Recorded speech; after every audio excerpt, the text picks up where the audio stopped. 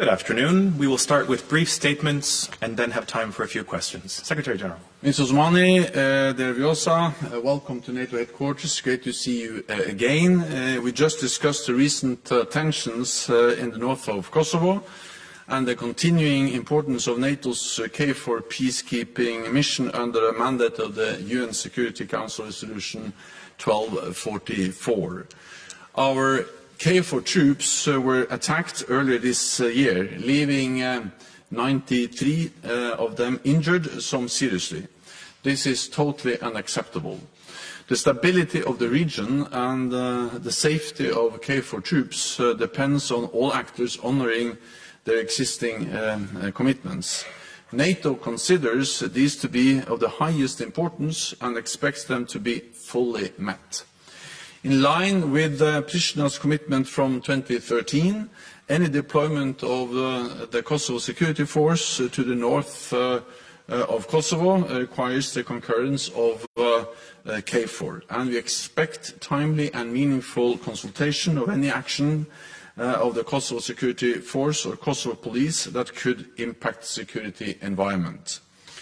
In response to the recent unrest, NATO has deployed hundreds of additional troops to Kosovo. KFOR continues to monitor the situation closely, and we stand ready to act as necessary to fulfill our UN mandate, to maintain a safe and secure environment and freedom of movement of all communities in Kosovo. Neutrality and impartiality are central to the success of our mission, and our commander in Kosovo is in close contact with both the security organizations in Kosovo and the Serbian Chief of Defense. I welcome recent steps taken by Pristina to lower tensions, including reducing the number of special police in the north, and plans to facilitate new municipal elections. But it is essential to avoid further escalation, so I urge all parties to avoid inflammatory rhetoric and to act with restraint and in line with their commitments. NATO strongly supports the EU-facilitated dialogue between Belgrade and Pristina. I welcome the announcement of another high-level dialogue meeting next week. This is the only way to resolve outstanding issues and to reach a solution that respects the rights of all communities. This requires patience, perseverance and compromise. It is also an opportunity for Kosovo to demonstrate that it is a responsible actor working constructively to the benefit of Euro-Atlantic security. So once again, welcome. It's great to see you here, and thank you so much for a very fruitful and important meeting. Thank you. Thank you. Thank you, Mr. Secretary General. Dear journalists, let me start by expressing my gratitude to you, Mr. Secretary General, for the warm welcome at NATO headquarters today, and to your distinguished colleagues whom we met today. I'm here as a testament to Kosovo's strategic orientation. NATO is our destiny. As I shared in our bilateral meeting, we are very much appreciative of Mr. Secretary General's leadership at NATO during this testing time for our transatlantic community. Allow me to convey the profound appreciation and gratitude of the people of Kosovo and its institutions for the role that NATO has played in saving our lives in 1999 and the role that it is playing today to ensure sustainable peace and security in our region. We value the contribution of women and men in uniform who have served in Kosovo as part of the KFOR mission, enabling Kosovo to thrive and providing all of the people of Kosovo the opportunity to live in peace. Kosovo's successes are also NATO's successes. And that's why we are proud of having the most vibrant democracy in the region and a resilient youth with brilliant entrepreneurial spirit. We should be proud of these joint achievements and work together to preserve and more importantly, to expand them. Mr. Secretary, precisely because Kosovo is a historic success of NATO, there are malign forces so determined to challenge and undermine it. We should not let that happen, and we should jointly fight them. Kosovo and the region risk becoming flashpoints because of Russia's malign influence and the destabilization agenda of its proxies. Kosovo is experiencing repeated illegal foreign interference and a constant obstruction of its legitimate authority and sovereignty in the north of our country. This has, in many occasions, amounted to aggression, as defined by international law and practices.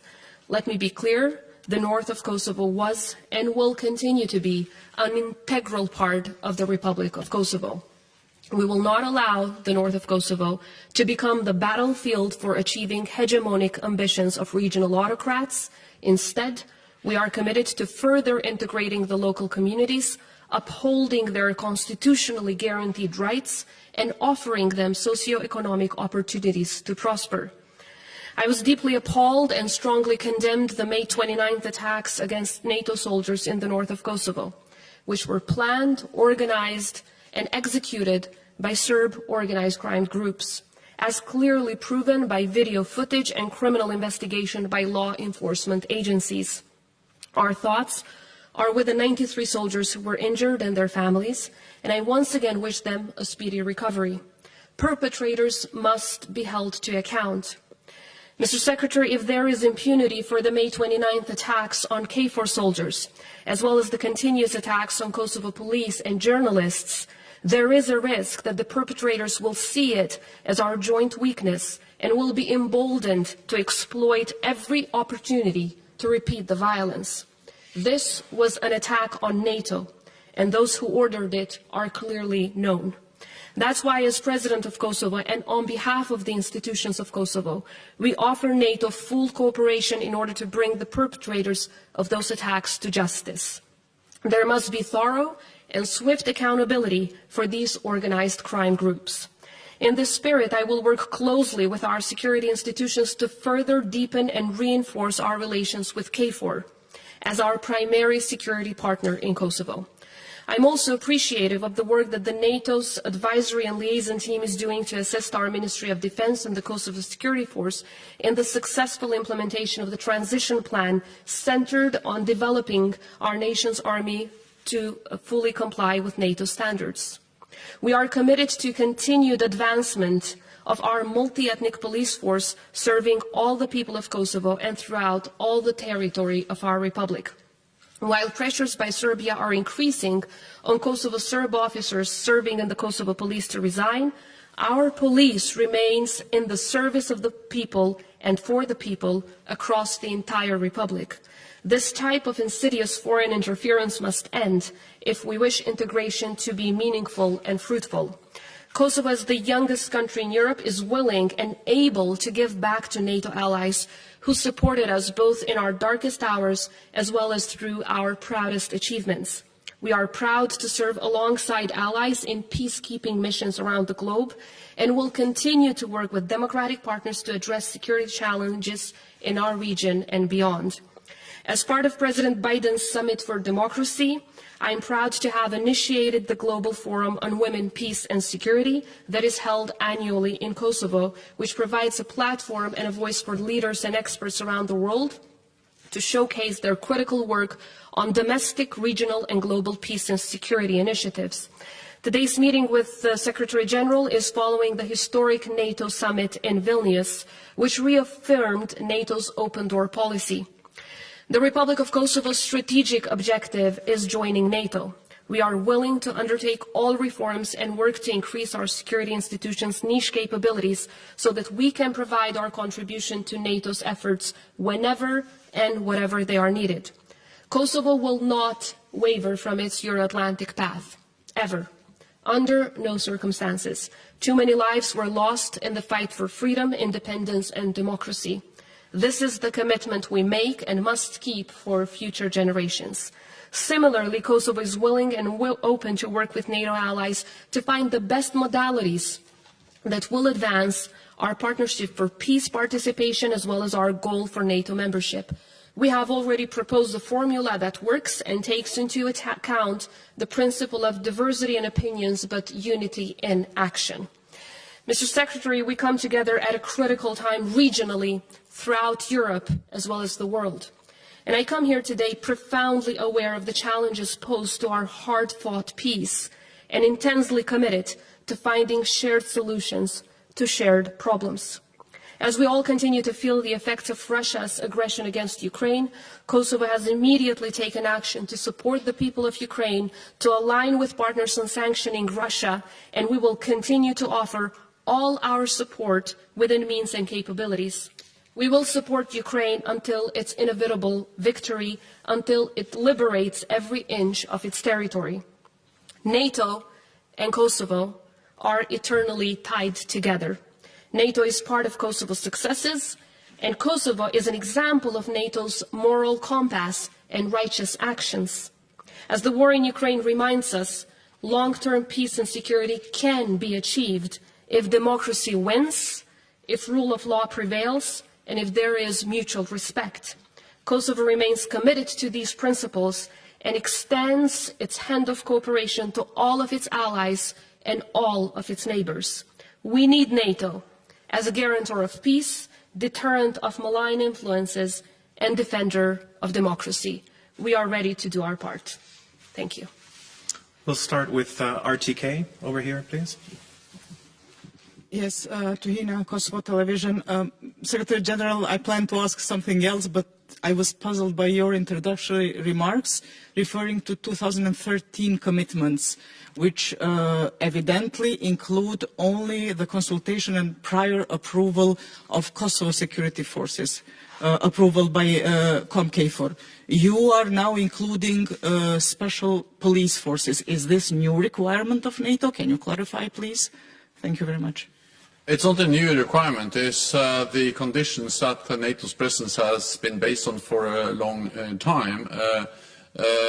Any deployment of the special forces requires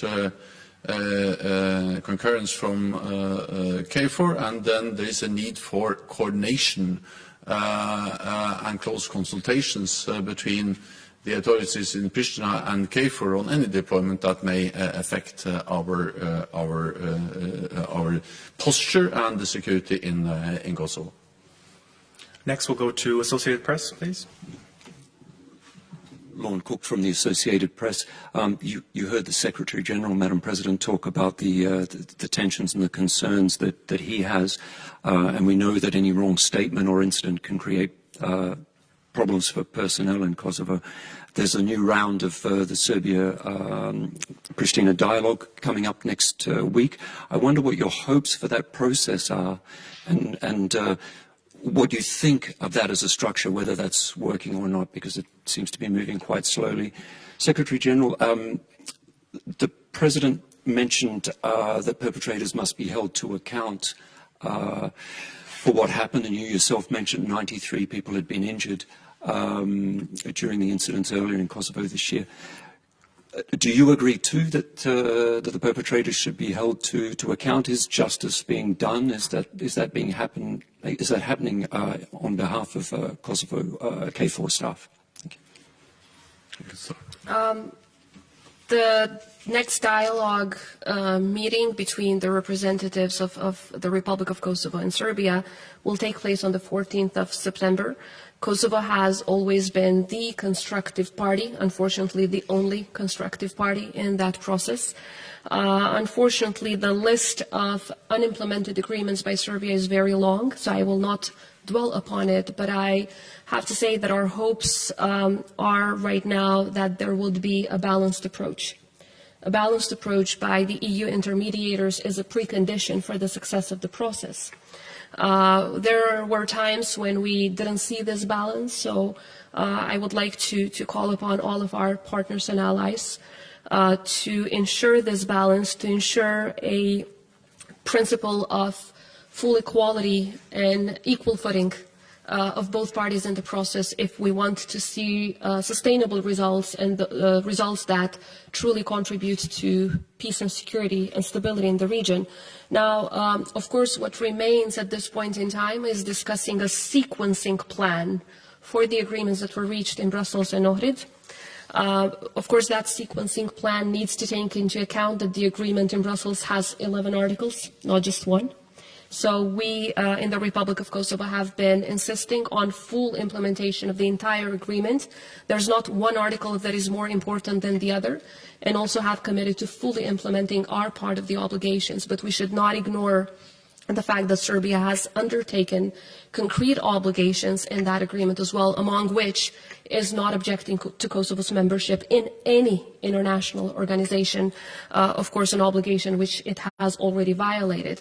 As discussed earlier, among others, although the agreement clearly calls on the parties to respect each other's territorial integrity and sovereignty and the principle of equality, what happened post the agreement was that Serbia kidnapped 3 police officers within our territory, and they continue with their destabilization efforts against the entire all of the neighbors in the region, which is unfortunate, because in this way they are not only destabilizing the Western Balkans, they are putting at risk the values-based system that the European Union and NATO represent. If I may add, when it comes to the issue of coordination with our NATO allies, as President of the Republic, I have constantly worked to make sure that there is full coordination between Kosovo institutions and the KFOR presence in Kosovo, because we believe that working together with allies produces better results. We all have the same goal, which is peace, stability, and security for all the people of Kosovo and the region. Nevertheless, the 2013 agreement, as Jaracina pointed out, only focuses on the Kosovo security force.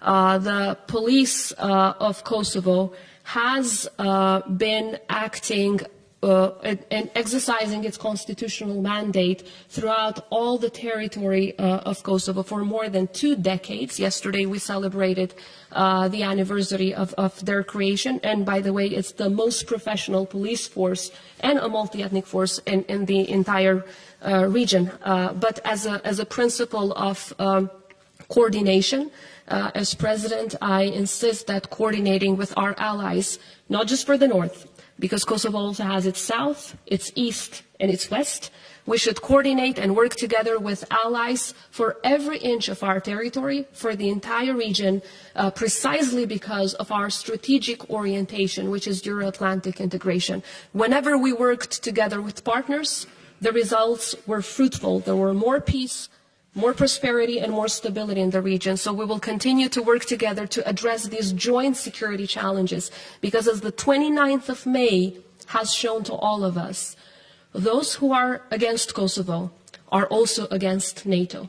The attack against NATO soldiers showed that these destructive and malign forces want to attack the values based on which NATO, as well as the foundation of our country, are based. So we will absolutely work with NATO and the presence of KFOR, but of course pointing out to the fact that the 2013 agreement, exchange of notes, was a very narrow agreement, and for all of our security institutions, we aim to make sure that they are in the near future part of the Euro-Atlantic institutions. The attack on NATO peacekeepers, KFOR personnel, that happened earlier this summer or in May is totally unacceptable, and therefore it is important that those who are responsible are held accountable. There is an ongoing investigation by the Kosovo authorities. We also have the EU ULEX mission in Kosovo, and then of course the third responder is KFOR. Our mandate is based on the UN mandate, and our mandate is to ensure a safe and secure environment for all communities in Kosovo. But again, this is a law enforcement issue. It is an issue which is of great importance, because it is unacceptable that peacekeepers that has a clear mandate and which are enforcing that mandate in a very difficult situation are attacked. a high number of wounded personnel, and 3 of them with life-altering wounds. So, yes, those who are responsible must be held accountable, and there is an ongoing investigation. Time for just one more. I will go to Reuters, please. Secretary General, you mentioned the importance of neutrality and impartiality, but there's a widespread view in Kosovo and across the Balkans that NATO and the EU are going easy on Serbia, are turning a blind eye to Serbian actions in Kosovo because Serbia is being helpful with weapons deliveries for Ukraine. Is that the case? And President Osmani, do you believe that to be the case? It's not the case. We have been very clear also in our messages to Belgrade, and I was that also in my meeting with President Vučić earlier this summer. As I pointed out, those who attacked NATO on the 29th of May are clearly known to law enforcement agencies. There is video footage which all of you have seen.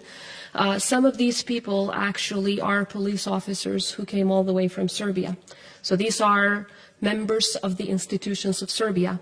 Not only that they have not been suspended from their jobs, but of course they're not facing any consequences whatsoever. As we speak, Serbia continues to have 48 forward operation bases around the border with Kosovo. So-called Russian humanitarian center, very close to the border with Kosovo, which according to the American DoD is a Russian spy center. It continues to fly Russian MiG-29s around the border with Kosovo. It continues to increase its military, political as well as economic cooperation with Russia, and of course fully coordinate its foreign and security policy with Russia. Kosovo, on the other side, is at the 100% alignment with every foreign and security policy decision of EU and NATO. I believe it is very clear who are the partners of the Euro-Atlantic community in our region. But at the same time, of course, we are fully aware that bringing Serbia closer to the Euro-Atlantic community, bringing Serbia closer to the West, is in the interest of all of us, Serbia should be doing at least a little bit of its homework before it gets the support that it is receiving from the European Union, because the EU money should go hand in hand with the EU values. That's not the case as we speak. That's all we have time for. Thank you all very much. Thanks so much. Thank you.